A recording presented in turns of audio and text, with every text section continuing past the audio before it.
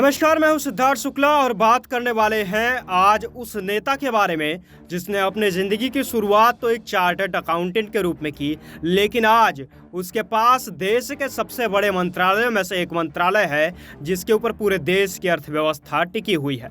जी हाँ, चाहे वह कपड़ा मंत्रालय हो, चाहे वह वाणिज्य मंत्रालय हो या फिर उद्योग मंत्रालय, और साथ ही कंज्यूमर्स के सारे मामले, यहाँ तक कि खाद्य और सार्वजनिक वितरण के भी सारे मामले उसी के पास यानी उसी के मंत्रालय में होते हैं। जी हाँ, हम बात कर रहे हैं केंद्रीय मंत्री पीयूष गोयल के बारे में कि आखिर किस तरह से एक साधारण से परिवार से आने वाले व्यक्ति ने, जिसकी कई पीढ़ियां लगातार भाजपा में रही हैं, उसने कैसे भारत के कितने बड़े पद की जिम्मेदारी संभाली। दरअसल पीयूष गोयल का जन्म 13 जून 1964 को मुंबई के महाराष्ट्र में हुआ था। उनके पिता वेद प्रकाश गोयल एक भारतीय राजनीतिक और अटल बिहारी वाजपेयी सरकार के केंद्रीय मंत्री भी थे। राजनीति उन्हें विरासत में मिली थी। उनकी मां चंद्रकांता गोयल महाराष्ट्र के 3 बार भारतीय जनता पार्टी की विधानसभा की एमएलए भी थी। बता दें कि उन्होंने अपनी शुरुआत की स्कूली शिक्षा Don Bosco high school Mumbai से पूरी की थी और 1984 के दौरान उन्होंने मुंबई के HR college of commerce and economics में बीकॉम किया और साथ ही 1991 में उन्होंने government law college of Mumbai से कानून की स्नातक की डिग्री पूरी की। दरअसल केंद्रीय मंत्री पीयूष गोयल को अपनी क्षमता और अपनी काबिलियत दिखाने का मौका तब मिला जब किडनी की बीमारी से जूझ रहे वित्त मंत्री अरुण जेटली ने कुछ महीने पर छुट्टी पर जाने का अपना कारण दिया और इसी वजह से मोदी सरकार के पास वित्त मंत्रालय के एक कुशल और भरोसेमंद हाथों में सौंपने की जिम्मेदारी थी। लिहाजा प्रधानमंत्री मोदी ने अर्थ और वित्त के प्रबंधन को समझने में निपुण पीयूष गोयल को इसके लिए सबसे उपयुक्त माना। वहीं सबसे तेजी से बढ़ रहे रेल हादसों की वजह से तत्कालीन रेल मंत्री सुरेश प्रभु ने इस्तीफा दिया।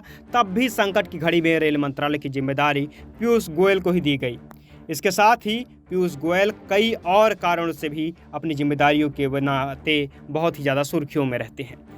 केंद्रीय मंत्री पीयूष गोयल का नाम केंद्र की मोदी सरकार के संकट मोचन मंत्रियों में शुमार होता है और पीयूष गोयल के पास सबसे अहम 2 पद यानी कि कोयला और रेल मंत्रालय के साथ ही वित्त मंत्रालय का अतिरिक्त प्रभार भी था। किडनी संबंधी बीमारी से जूझ रहे वित्त मंत्री अरुण जेटली के पास जब कुछ महीने छुट्टी पर जाने के लिए वक्त था, तो ऐसे में मोदी सरकार के पास एक कुशल और जिम्मेदार हाथों में सौंपने की जिम्मेदारी उन्होंने पीयूष गोयल को दी। मोदी सरकार में ऊर्जा मंत्री के तौर पर पीयूष गोयल के कार्यकाल में ऊर्जा के क्षेत्र में एक बड़ा परिवर्तन आया और उस समय तक देश में 18,000 गाँवों का विद्युतीकरण गोयल की सबसे बड़ी उपलब्धि रही। आज़ादी के 7 दशक के बीच देश में बचे हुए गांवों का विद्युतीकरण का मुद्दा प्रधानमंत्री नरेंद्र मोदी के भाषणों में सबसे ज़्यादा देखने को मिलता था और इस बार पर विपक्ष भी लगातार उन्हें कई बार घेर चुका था कि आखिर 70 साल हो जाने के बावजूद भी प्रधानमंत्री मोदी के वादों में कोई दम नहीं है और देश 70 साल के बाद भी अंधेरे में जी रहा है। गोयल ने केंद्र की महत्वाकांक्षी योजना और ऊर्जा के क्षेत्र में सबसे बड़ा सुधार लाया और इसके साथ ही उन्होंने उदय योजना को सफलतापूर्वक देश में लागू कराया। वहीं दुनिया की सबसे बड़ी एलईडी बल्ब वितरण योजना यानी उजाला को सफल बनाने में भी गोयल का महत्वपूर्ण योगदान रहा। गोयल ने प्रमुखता से कोयले की कमी से जूझ रहे बिजली कंपनियों को एक के बाद एक उबारा, वहीं घोटाले की मार झेल रहे आवंटन को ई ऑक्शन के जरिए पारदर्शी बनाने का प्रयास किया। बता दें कि 3 दशकों से अपने राजनीतिक सफर में पीयूष गोयल ने भारतीय जनता पार्टी के कई अहम पदों पर भी भूमिका निभाई है।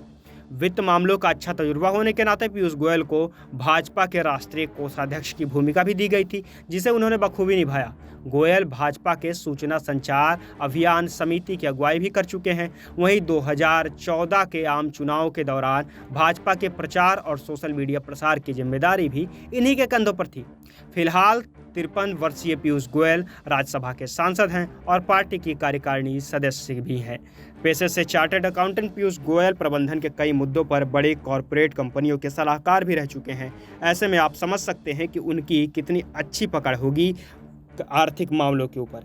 इन सबके साथ ही पीयूष गोयल के कई निजी व्यक्तिगत जानकारियां भी हैं जो कि उन्हें बहुत ही खास बनाती है और इसके साथ ही उनको सबसे ज़रूरी बात जो है वह है उनका एफसी प्रमाण पत्र। यह प्रमाण पत्र 5 साल का अभ्यास पूरा करने के बाद एक चार्टर्ड अकाउंटेंट को दिया जाता है और यह डिग्री पाने के बाद ही उनकी व्यक्तिगत या फिर जो है वाणिज्यिक मामले में सबसे अधिक जानकारी को दर्शाता है। पीयूष गोयल ने 1 दिसंबर 1991 को सीमा गोयल से शादी की थी। उनकी एक बेटी राधिका गोयल और एक बेटा ध्रुव गोयल भी है।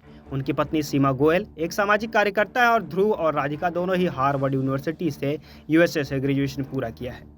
पीयूष ने अपने करियर की शुरुआत में एक निवेश बैंकर के रूप में की थी और उन्होंने स्टेट बैंक ऑफ इंडिया में 2001 से 4 के दौरान और इसके साथ ही बैंक ऑफ बड़ौदा में 2002 से 4 के दौरान कई बैंक बोर्डों में सरकारी नॉमिनी के रूप में काम किया था।